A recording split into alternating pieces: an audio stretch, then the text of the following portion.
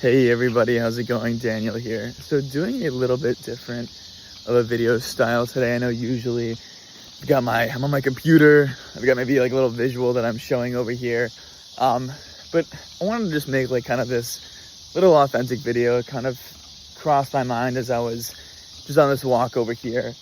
And it's been more so focused on what it takes to find success in deal sourcing. And this is more so focused on the umbrella of just off-market real estate lead generation. Whether you are targeting land for development projects or flipping, or residential for wholesale deals, or all the way up to off-market CRE deals across any single asset class, whether you're doing multifamily or industrial real estate. And so I wanted to make this video of kind of what my thoughts and philosophy is behind that whole ordeal, and kind of what I have learned from working with hundreds of different clients, whether it's kind of individual wholesalers who are fucking broke trying to figure out their first deal, all the way up to these like seasoned private equity shops and family offices with a couple $100 million in assets. And over the years of kind of building out these campaigns, whether it's for myself or for other companies, I've been able to find kind of like a couple of patterns as to why I see certain individuals find success, get amazing deals, versus people who think off-market is a scam and you can't actually find deals there. And it's funny because when I was in university in Wisconsin studying real estate, I was already doing my own wholesale deals. I was already building my own portfolio. I think during college, I may have sourced close to probably 80 plus deals off market, and was able to kind of kickstart my own entrepreneurial career as a result of off-market lead generation. But during my classwork, while I was kind of taking these real estate courses and meeting all these individuals, everybody always assumed that off-market real estate was a myth. Right? There's no such thing as an off-market deal. There's no way to actually find good deals. Everything is done through brokers. It is very unconventional to find success in the off-market space. And that is what excites me the most, because of how truly challenging it actually is to nail down off-market real estate. And I think there's a couple of reasons why I believe that I was able to find success and why I see other individuals find success. Now, the first one is being able to think creatively. And what I mean by this is everyone does the same exact stuff. There's no creativity and there's no innovation in deal sourcing, because people tend to think that they're in the real estate business, but in reality, you're just in marketing and sales, but we're dealing with real assets. But people tend to not think creative in figuring out, how can I source better deals? How can I build better systems and better processes? People tend to just do the same timeless strategies. And don't get me wrong, timeless strategies work if you do them for long enough and you are skilled enough. But the way that you can really find alpha, the way you can really find the edge in your marketplace, is by thinking creative, right? Like, there's all these timeless principles that we see in other industries, whether it's in software or building an agency or a brick and mortar shop, right? There's so many patterns that we tend to neglect in real estate. And I think one of the biggest ones is being able to think creatively. When you think of all of the moguls who have found the most success in the space, I really think it comes down to their ability to think different. So think about your guys like Sam Zell, the grave dancer himself, right? He was able to source these deals of people that were in massive distress, and thus kind of remove most of his competition from those deals. And it was because he was able to think creatively on how to find these strategies. There's an individual I met while I was in university named, I think his last name was Shapak, Jeff Shapak. He was one of the main innovators within Fulton Market. And I think the reason he found success was because he was able to think differently, and he was a creative strategist. And when it comes to like actually sourcing deals and kind of trying to generate leads off market, you need to be thinking differently. You need to be thinking, how can I get an edge on my competition? How can I find alpha? And there's a bunch of ways that you can do that across many different facets of the off-market space. Maybe the first one can be your data, right? How can we think very creatively to go and find data and find context that nobody else is able to find? So some of those being, hey, let's go and create a crawler that's going to crawl through the county websites, and that can also jump through these LLCs to try and reverse engineer who are all the individuals on that entity. Another one is working with credit bureaus to see who are all these individuals that are in early delinquency that we can identify quicker.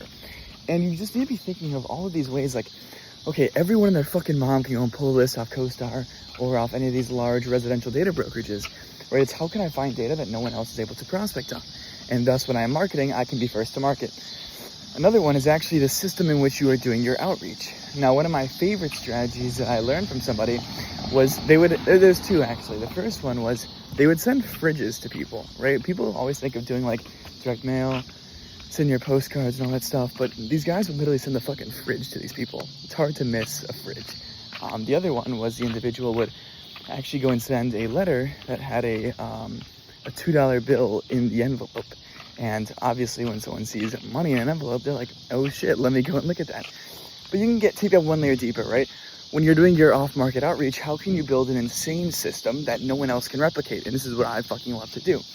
Now this is more of like trying to do as much outbound as possible across as many touch points as possible. So when I am kind of building out a campaign, let's say I am wanting to target triple net industrial real estate, sub 50,000 square foot.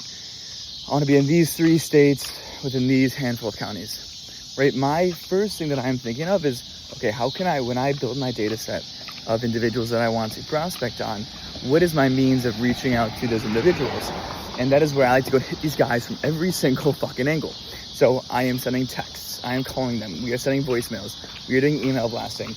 Obviously we are cold calling them, right? We are even sometimes messaging them on Facebook, messaging them on LinkedIn.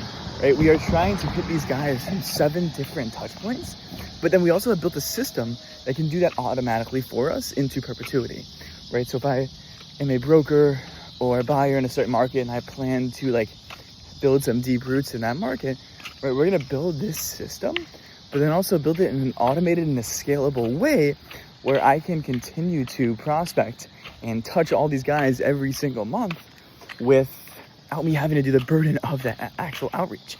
So I used to work in the brokerage world and the PE world, and more so on the acquisition sides. But what they teach in that business is, you know what, guys, let's go pull this off CoStar, and you gotta make 100 dials a day, right?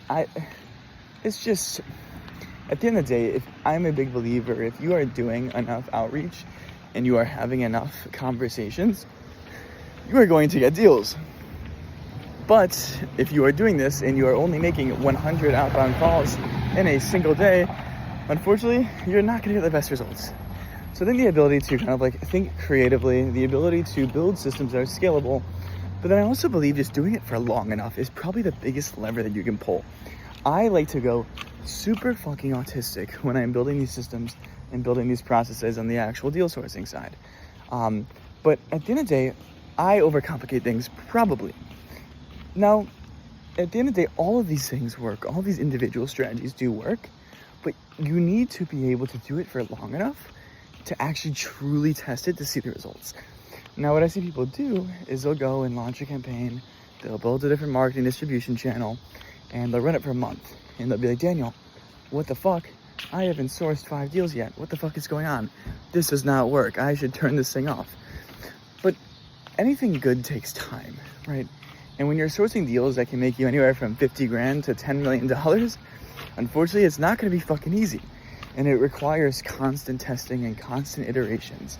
And so all of these strategies work. Every single thing that you can do, everything you hear online and you hear me yap about, they all fucking work. You can pinpoint one of the individual things, and I'll guarantee you it works. But you will never know if it works if you do not do it for long enough. And that is the biggest differentiator, is being able to build this system, determine what is our marketing channel, and then be able to do it for the next 6 months, knowing, you know what, I might not get an ROI, but I'm okay with that.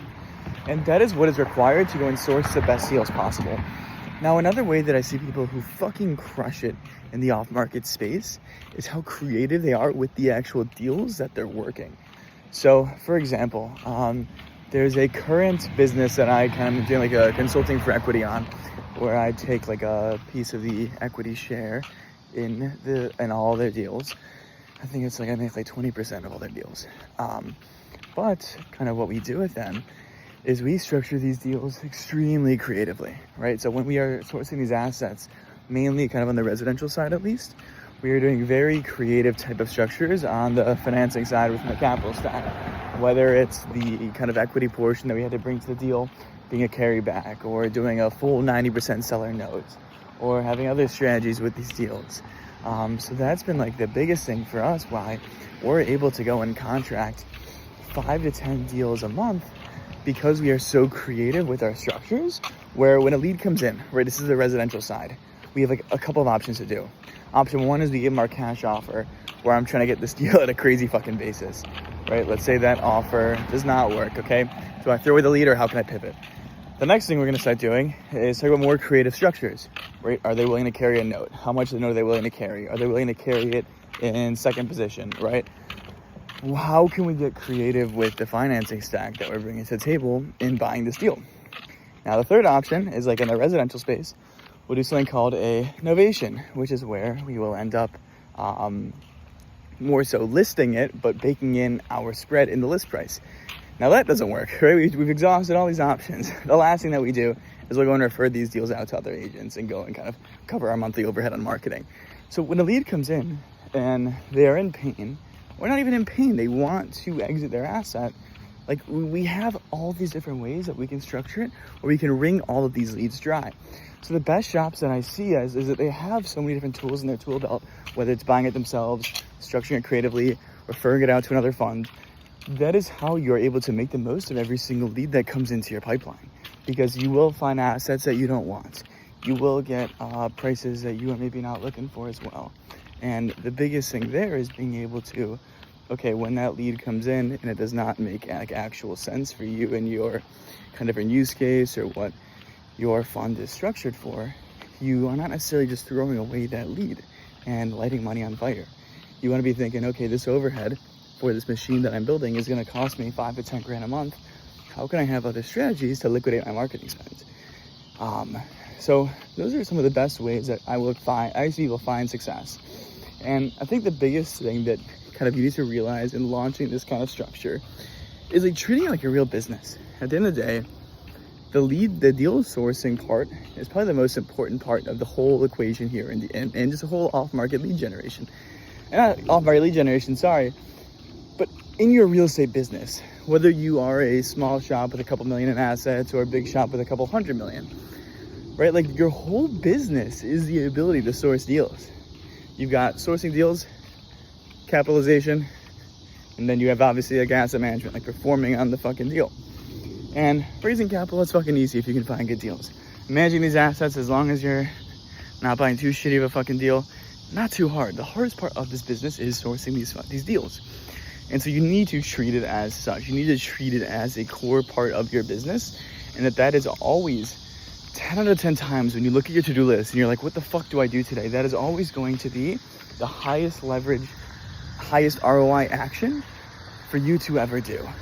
And people do not treat it like that. And people think it's bottom of the barrel to go and cold call, bottom of the barrel to go and market. But that's the fucking lifeline of your business, right? You raise all this capital, or you're trying to source all these deals and try and buy all these assets. You will not be able to do that without building this fucking machine. So you need to know that when you wake up and you're deciding, like, where do I focus my business, or how can I source more deals? It needs to be on this system that you're building that is running like a machine here, right? So it's imagine people running it, reinvesting in new marketing channels, iterating on your existing kind of marketing plans that you have. Treat it like a fucking marketing business. I'm telling you, like, when people who come from a non-real estate background come into this space, they have all these skill sets on marketing. I see them all tend to really absolutely crush it. Sorry, the car went by. But what was I saying? The people that I see that really crush it in this game are the guys who are really good at building these systems to source deals, or really good at having these conversations with these owners. Now, for me, what I tell everybody is, like, if you really want to crush it in this space, if you really want to source the best possible deals, treat this part like a real business. Invest in it. Do whatever you can to turn this into a fucking machine, because it's the only way where I've been able to build my own portfolio while I was a degenerate in college. Why I've been able to build a business out of this and kind of grow my own business was because of this. I don't have the most money in the world. I don't have the best connections in the world. But because I've just mastered the art of finding the best deals possible, that is why I will continue to fucking dominate in this space.